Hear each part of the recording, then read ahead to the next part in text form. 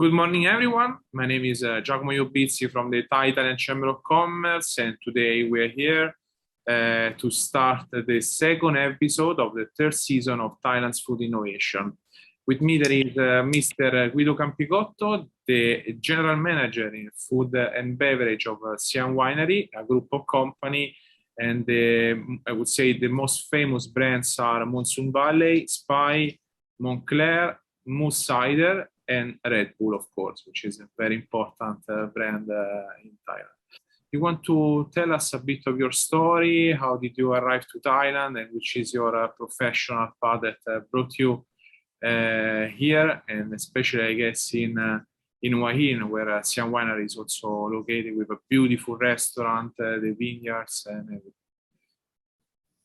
Okay, first of all, thank you very much for having me here. It's a real pleasure to be involved with the Italian Chamber of Commerce, as I am an Italian myself, and it's really nice to see that behind you I see the picture of the right president of Italy, which you didn't need to change, of course. I have a very long time connection with Thailand because in 1984, when I moved to England to start my career, I also met my future wife, which was half Thai, half English, and I have been coming to Thailand ever since, on and off, but at times also 2-3 times every year. And therefore, I visited Thailand north to south, east to west, and some of the places that I visited in the beginning was actually Hua Hin. And this was when Hua Hin was a little village even, there was no many 5-star hotel. I believe the first time I arrived, there was 2 or 3 5-star hotel. And now, of course, it's almost like there has been some comparison in few articles lately to the Hamptons near New York, similarly because it's a weekend place for people from Bangkok. And because there is a vineyard, of course, which I am very proud to be involved in, being part of in this company, in this new latest part of my career, and the golf courses and everything. So originally, Hua Hin being a fisherman village, it started booming, I would think, around 1995 onwards, when arrival of the big major company of hotels. And that's why it is what it is today. But like I mentioned, Thailand has been part of my life for a very, very long time. Okay, great. So you were mentioning that you met the owner of the group, Red Bull, and what happened? So I guess you met them in London when you were managing the restaurant, a very well-known restaurant. Can you tell us a bit more? I spent about 30 years of my life before coming to live in Thailand permanently in London. And in London, I owned several restaurants, but 3 of which were quite well known and in amazing position. The best part of London to have a restaurant is Chelsea and Mayfair, and that's where I was. And luckily, that I attracted the right crowds from the very, very beginning. And in the case of my connection with the Monsoon Valley and Siam Winery was, I am avid, passionate about Formula One, and along the lines, along the period that I was there, I became the kitchen of Formula One, since we were very close to Bernie Ecclestone offices. So we had all the team owners, drivers, everybody was coming lunchtime or in the evening, and I had managed to acquire a very large wall full of memorabilia and pictures. And this gentleman with the Oriental appearance was coming 2-3 times a week, never revealing who he was, until one day he pointed at a picture that was on the wall of my son with Kimi Raikkonen. And he mentioned that he was sponsoring that team. and then it became clear that he was the owner of Red Bull. And we strike a very strong friendship on the back of the Formula One connection, and we used to go together to many races. And then all of a sudden, they started importing Red Bull in the UK and introduced me to the managing director of Red Bull, which was this guy called Harry Dermick, the pilot, American pilot from the Vietnam era. And together we used to introduce Red Bull to the nightclub scene in London. And then slowly, the first bottles of wine started coming in with the winemaker that at the time was French, called Laurent. And each bottle came with a sellotape sticked label with the name of the grape, the wines, and the vintage. And we would be doing the tasting as early as that, when the wine was still not really produced properly. And that's how long that I have been involved knowing this company. And then by chance, about September 2019, I was asked to come and join a project within this company, since I was living in Samui and working in the hospitality industry. And I accepted the offer because it was a very interesting project, and also taking me back into this world that I've known for many years.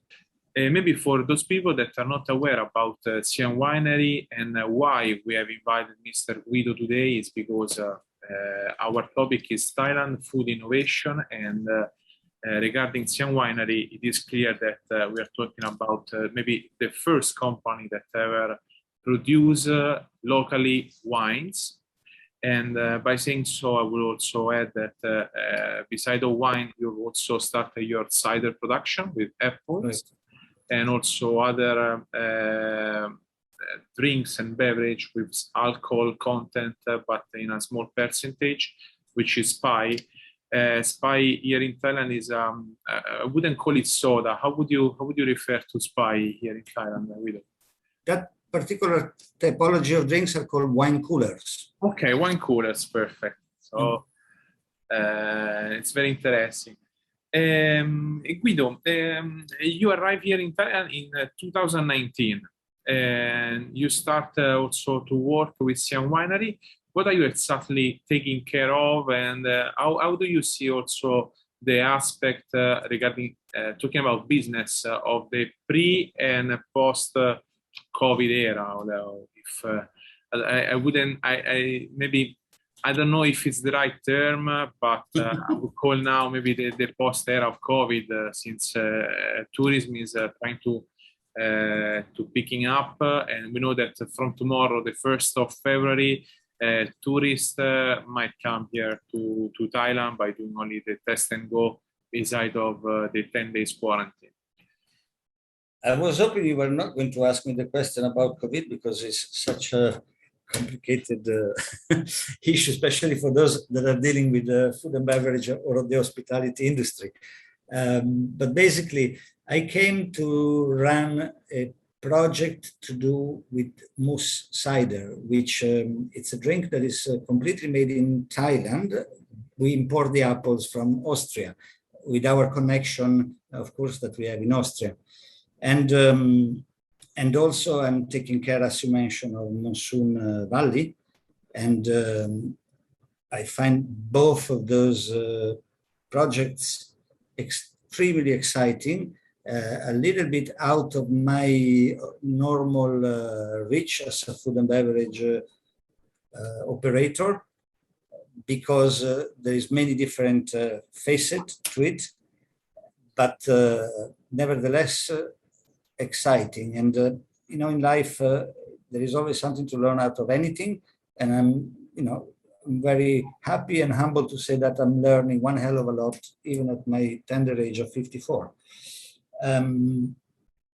So project with moose cider started off and got stuck completely as a result of the COVID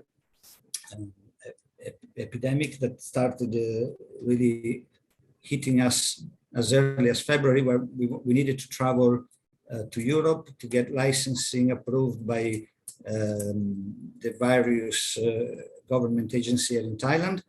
And we are still stuck with it, by the way, because if it's not one thing, it's another. And lately there has been an import ban on certain products from Germany, which is also hitting us. So if it's not COVID, it's other reasons. While with Monsoon Valley, which I keep to my heart, because as I mentioned, it's something that I've seen grow from the very, very beginning, out of the passion of the owner of the company to introduce great quality wines to the Thai population. And it all started really almost, not as a mistake, but with Spy. Spy was meant to be an introduction wine cooler drink to give the first taste to Thai culture of wine. And it boomed. It became an immediate success to the point that it's really huge. And very fortunate because it allowed also the vision and the expansion of the business for the winemaking to be what it is today as a result of the success of Spy. And then I started again, maybe by the time I managed to reach spend time here in Hua Hin was by October, November. And the reason why I'm saying it is a different normal work for me than food and beverage. We also have, like I mentioned, the vineyard, and the vineyard that it's an awesome and beautiful place. By the way, we have 300 olive trees that have been imported from Liguria in Italy. Okay. And when you're looking at the vineyard, I feel like I'm in Tuscany almost. And we have 2 elephants, which originally were used for riding. And as usual, when I start working for an hotel or for a restaurant or for anything that is listed on TripAdvisor, I do a list of what I call the good, the bad, and the ugly, and look at the 5-star reviews, and then I look at the 3-star reviews and the 1-star reviews. And in the 1-star reviews is where I know that I need to start my work. And there were many 1-star reviews complaining about the using of elephants for riding. Right. And therefore, the first thing that I did was to build a sanctuary where we would put to retire these elephants.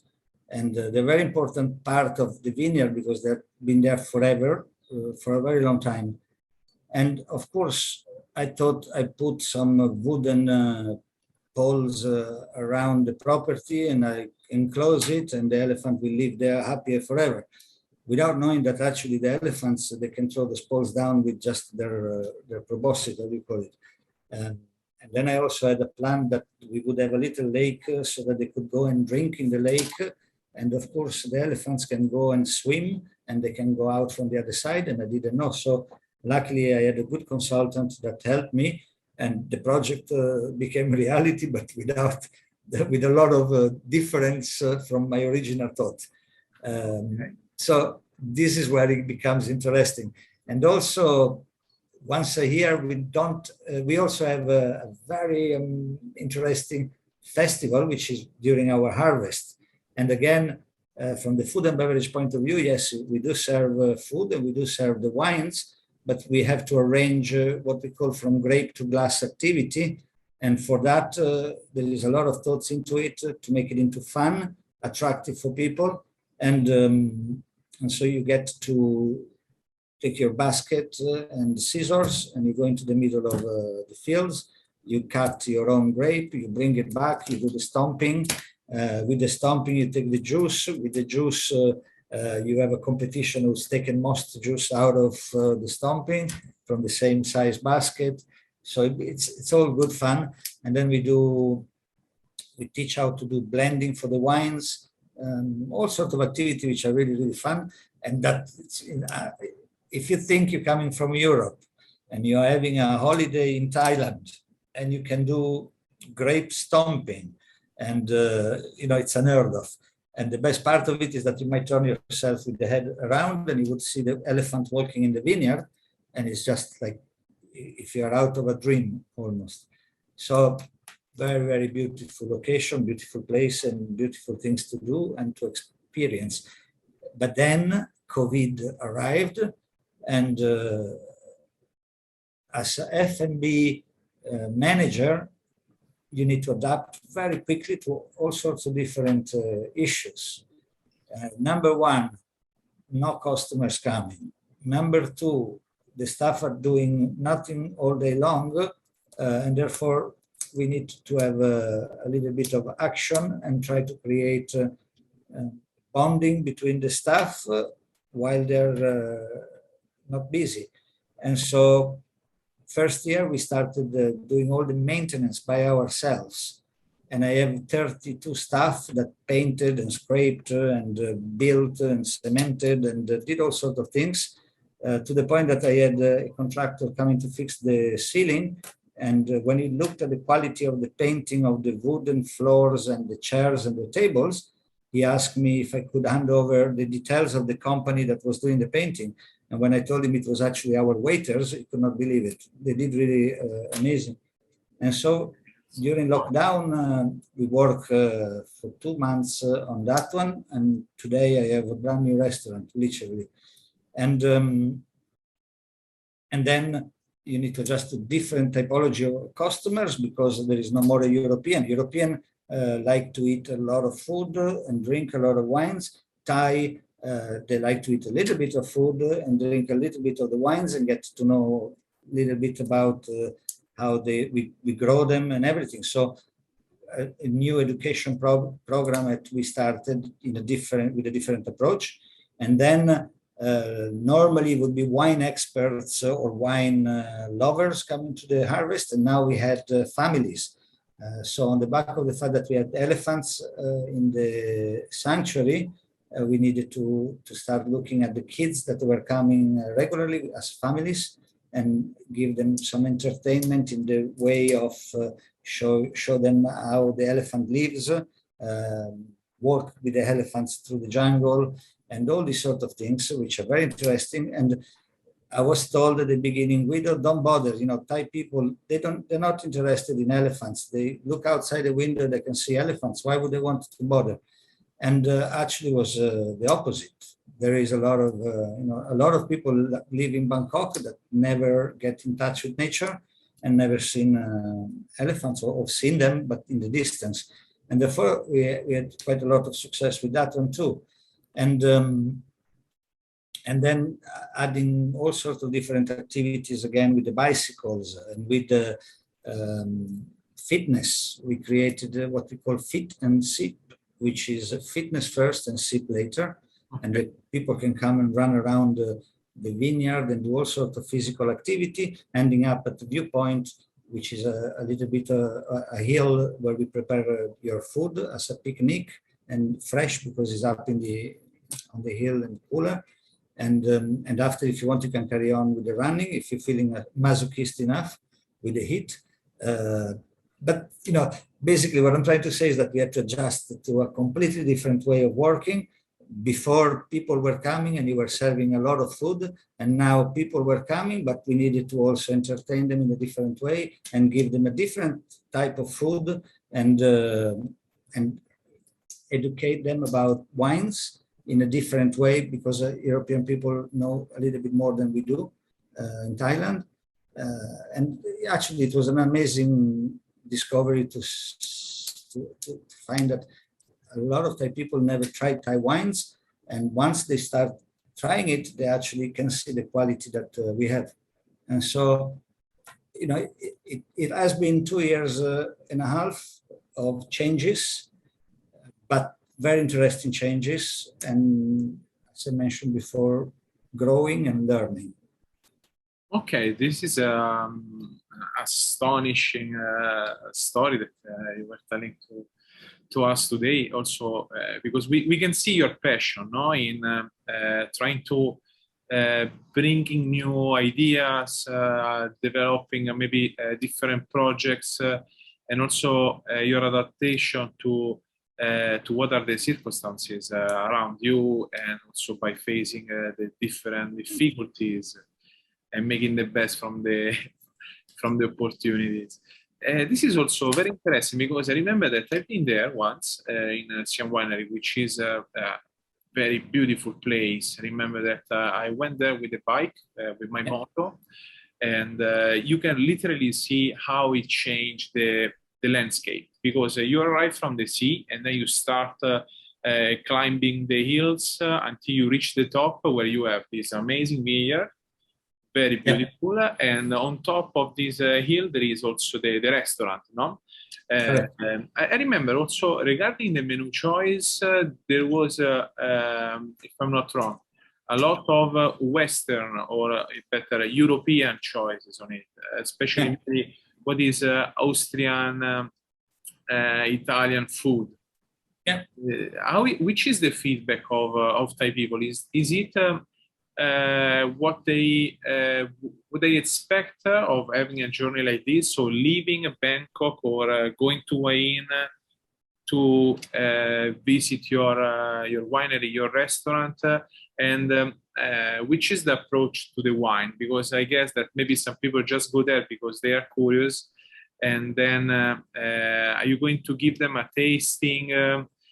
Which is the approach and also the feedback regarding the wine? You were mentioning before that some people are also surprising, but would you like to tell us a bit more?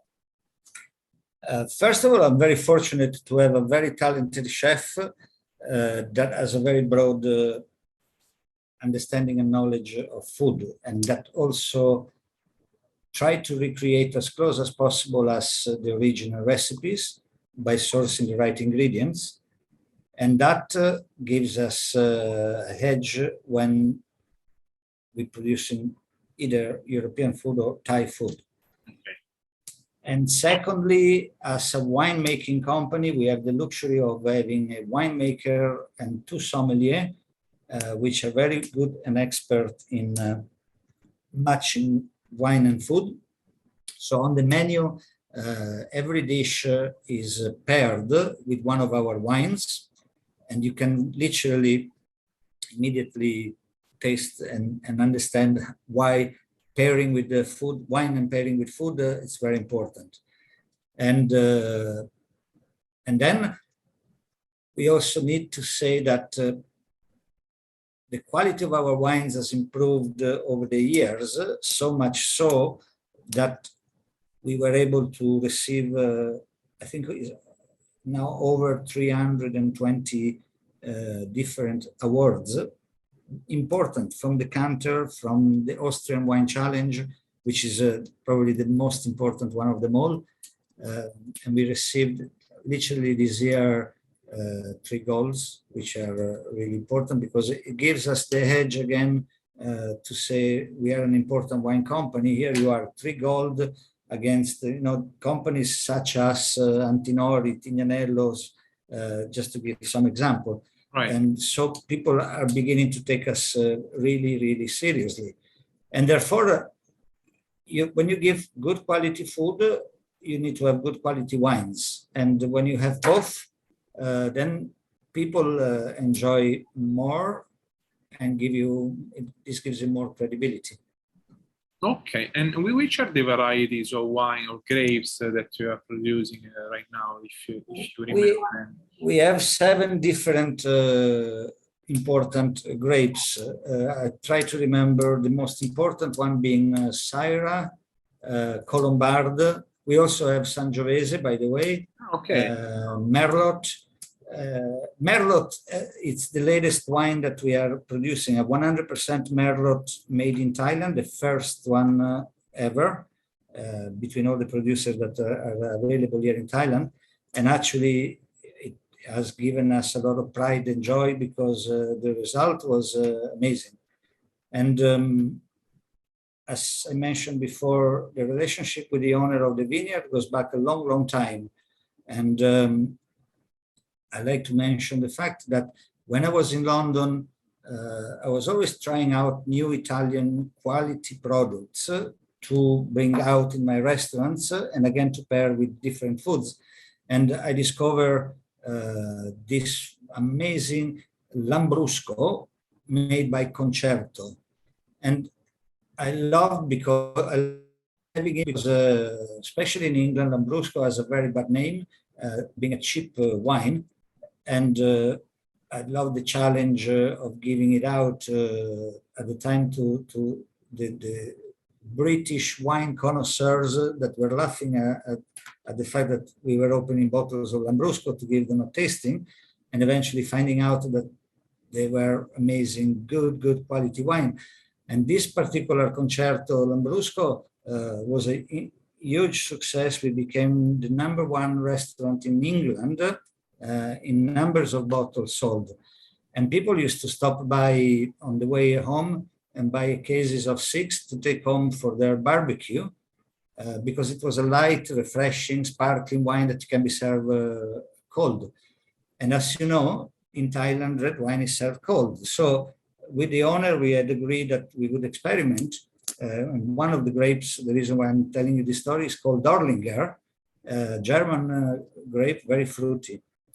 And we were talking about creating a Lambrusco in Thailand, similar to the one that I was giving him in London many years ago, that he really liked, and he was one of those people coming to buy 6 bottles at a time to take home. And so we will bring this wine out in April this year. Dorlinger is the grape, and the name of the wine will be Don Brusco, D-O from Dorlinger, and to give a little edge, Italian, Don Brusco. And actually, I might as well be able to say it here. We have been able to collaborate, and now we have a new ambassador to our company, which is going to be Alex Albon, the Formula One driver that is half Thai and half British. Yes. And we will be making this launch hopefully when it comes next to Thailand, so that we can create the right noise, but also, you know, Formula One, high technology on the edge and everything, and our Dorlinger grape becoming a favorite with the Thai population because it's a fruity wine, sparkling, goes perfectly well with the spicy Thai food, and with the grease, the bubbles in the wine are good for the greasiness of the Thai food to clean it, and so it will be the perfect marriage again. And the good thing is also that will not be very high content in alcohol, about 10%, which also makes it a favorite with Thai people who can drink a glass or 2 more than normal. And right. Therefore, again, this is another innovation from our company. This is wonderful. This is exactly what we're also looking for, to bring stories and to tell stories like this by sharing experience of professionals, and why not also with Italian heritage or with Italian profession that are also bringing these innovative products, items to Thailand. I don't know. Are you planning to bring or would you like to unveil new projects, which would be the next milestones? Yes, perfect question. That is how I would wrap up our interview or conversation. This year we are celebrating 20 years of winemaking. It's an important milestone for our company. As I mentioned before, we achieved a lot of awards that gives us importance now. And I also mentioned before that during COVID period, I put the staff to do a lot of maintenance and painting and scraping and cementing and all that. And I have a brand new restaurant to look at now. But with the owner, we decided that 20 years is time also for renovation. And so we are planning in May a full, complete renovation of the restaurant at the Vineyard, which will also include a wine information center, a private dining area, where we will also be able to do presentation for journalists over a screen, and a wine tasting room. We will have a new retail area for our wines and products. Okay. And the renovation should be going on for about 3 months. So by August, September, we should be ready. And then the other important thing to say for anybody who wants to join and visit the vineyard in the next couple of months is that the harvest period this year will be from the 5th of March to the 13th. And it's seriously a lot of fun, great fun. And if you are Italian, you can feel at home by walking through the vineyard, which is full of grapes, and picking up the grapes and have the, like I mentioned before, grape to glass activity. And we have, of course, our restaurant will be open in this period where you can match the wines. And yeah, that is about it, actually. We are planning some other events, again, with the help of our new ambassador, Alex Albon. And that should happen, in the last quarter of the year when we reopen. It will be an exciting time for us and for anyone who decides to visit the vineyard. Okay, wonderful. And maybe, Guido, what we can try to do from today on, also by looking forward to participate in the harvesting campaign, could be organizing one event together so that our chamber can bring you, maybe a bus or two of people that, of course, they share the passion of wine and good food. So would be very, very much interesting for them to learn exactly what is the vendemmia, of harvesting the product and see the transformation from grape to the finished product, which is the wine. This is a very amazing experience, and I really would like to join. Okay, thank you very much for today, Guido. I don't know if you have a further addition to this episode, but please, if you want to share something else, maybe the contacts of your company or anything, you can do it now. Not really. Like I mentioned, I'm very happy and very proud to be asked to be here today and to present what we do in our best. For the contact details for visiting the vineyard, you just need to do the usual thing. Open your laptop and Google Monsoon Valley Vineyard. You will find all the details how to make your reservation. We do also have a wine bar in town, which not only has our fine wines and products and food, but also 3 times per month organize some really cool, nice, happy events in the evening. Normally, every Wednesday on the month, we have something going on. One of them called the Little Black Dress Party. Another one is called Crazy Hat Party. And then we do a very, very good chef table dinner where we go fine dining and match with our wines. And on the 26th of this month, we will do a wine dinner. Okay. That will also represent the launch, really the promotion for the harvest. So again, we will have a lot of good quality food and wines. That's all. Wonderful. Thank you. Thank you very much, Guido, and I hope to see you soon in person also. Thank you. Absolutely. Thank you. Ciao. Bye-bye.